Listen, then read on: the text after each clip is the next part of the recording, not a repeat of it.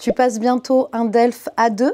Dans cette vidéo, je te propose une simulation de la passation de l'épreuve de production orale du DELF A2. Tu es prêt? C'est parti! Apprendre, aimer le français avec Madame Fleu.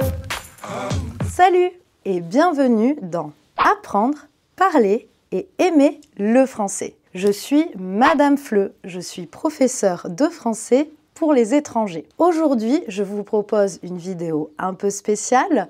Je suis sortie de mon studio pour vous proposer une simulation de l'épreuve de production orale du DELF A2. Pour rappel, l'épreuve de production orale du DELF A2 dure 6 à 8 minutes. Vous aurez 3 tâches et vous aurez 10 minutes pour préparer la tâche numéro 2 et la tâche numéro 3 avant la passation de l'examen. Quand vous allez arriver le jour de l'examen, vous allez d'abord tirer au sort 2 sujets pour l'exercice 2, qui est un monologue suivi. Ensuite, pour la tâche numéro 3 en interaction, vous allez encore tirer au sort 2 sujets et vous allez en garder un. Vous aurez ensuite 10 minutes pour préparer ces 2 exercices. Au bout de 10 minutes, l'examinateur viendra vous chercher et l'examen commencera. Vous commencerez donc par la tâche numéro 1, vous présenter. Ensuite, vous continuerez avec la tâche numéro 2, le monologue. Et enfin, vous terminerez avec l'exercice en interaction. Pour faire cette simulation, je serai accompagnée d'Andrea, qui est ma collègue avec qui je travaille, qui jouera le rôle de l'étudiante.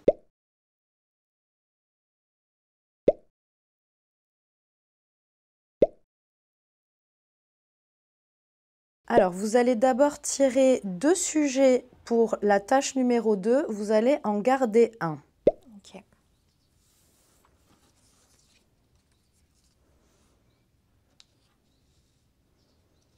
Je garde celui-là. Vous pouvez maintenant tirer 2 sujets pour la tâche numéro 3, vous en gardez un.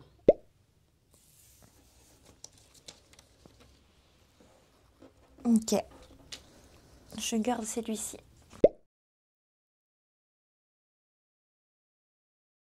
Bonjour, bienvenue à l'épreuve de production orale du DELF A2. Je suis Sandra Cazenave, je suis votre examinatrice. Donc avant de commencer, je vais vous rappeler un peu comment va se passer l'examen. Donc cette épreuve dure 6 à 8 minutes. Donc il y aura 3 tâches. Vous avez déjà préparé 2 exercices pendant 10 minutes. Donc, vous allez d'abord commencer par un entretien dirigé de 2 à 3 minutes. Ensuite, vous ferez donc l'exercice 2 que vous avez préparé, qui est un monologue. Et enfin, vous terminerez par l'exercice 3 en interaction. Vous êtes prête? Oui. On commence.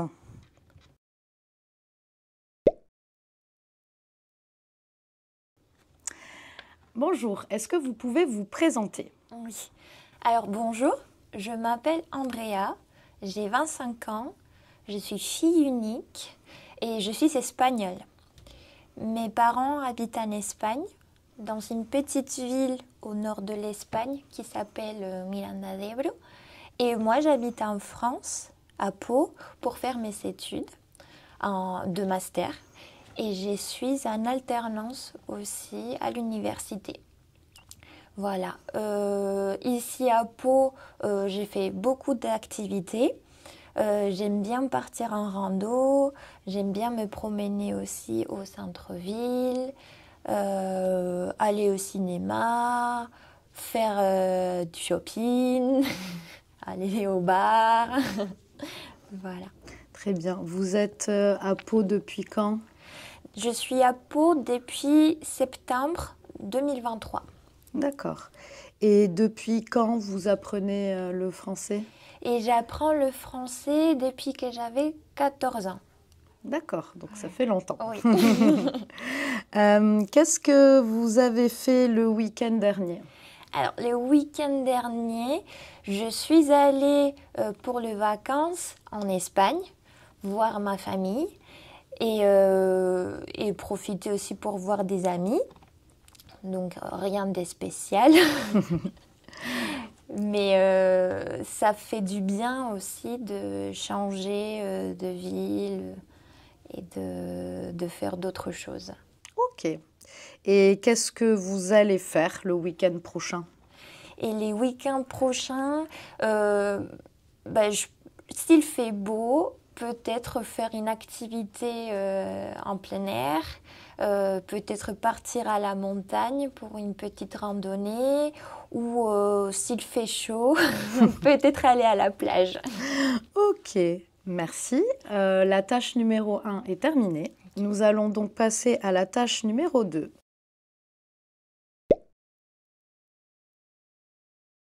Alors, quel sujet vous avez choisi pour la tâche numéro 2? Alors, j'ai choisi le sujet 1. D'accord. Est-ce que vous pouvez lire le sujet? Oui. Logement. Où habitez-vous? Décrivez votre logement. Dites ce que vous aimez et ce que vous n'aimez pas dans votre quartier. Expliquez pourquoi. Est-ce que vous êtes prête? Oui. Alors, on commence. Donc, vous avez environ 2 minutes. D'accord. Ok. Donc, moi, j'habite dans un appartement, plutôt un studio, qui fait 28 mètres carrés. Il n'est pas au centre-ville, mais il n'est pas loin non plus de l'université. Donc, la localisation me correspond assez bien. J'ai tout ce qu'il faut. Il y a la cuisine, la pièce à vivre avec le lit. Il y a une salle de bain avec les toilettes à l'intérieur. Et j'ai une grande terrasse. Donc c'est très bien. Il est orienté côté sud-ouest. Donc il y a beaucoup de lumière aussi, surtout maintenant en printemps, au printemps et en été. Et j'aime bien le quartier parce qu'il est bien desservi avec le bus pour aller au centre-ville. Il y a aussi des petits commerces autour, des pharmacies, des magasins d'alimentation, une petite supérette. Il y a beaucoup d'espace aussi pour se garer dans la rue, donc ça c'est bien. Et le seul inconvénient que je vois, c'est le bruit. Ah. Parce que comme c'est une grande avenue, il y a beaucoup de voitures qui passent. Et quand on veut profiter de la terrasse, le klaxon ou les bruits des moteurs, c'est un peu dérangeant quand on veut être tranquille. Ou les bruits des bus, etc. D'accord. Et en Espagne, vous habitez aussi dans un appartement? Oui. Oui. Mais c'est un quartier résidentiel, donc c'est beaucoup plus calme. Oui. C'est un quartier où il y a beaucoup de familles, donc beaucoup d'enfants aussi, mais il y a des grands espaces avec des places pour jouer. Donc c'est pas le même bruit et c'est beaucoup plus calme. D'accord. Oui. Je vous remercie. La tâche numéro 2 est terminée.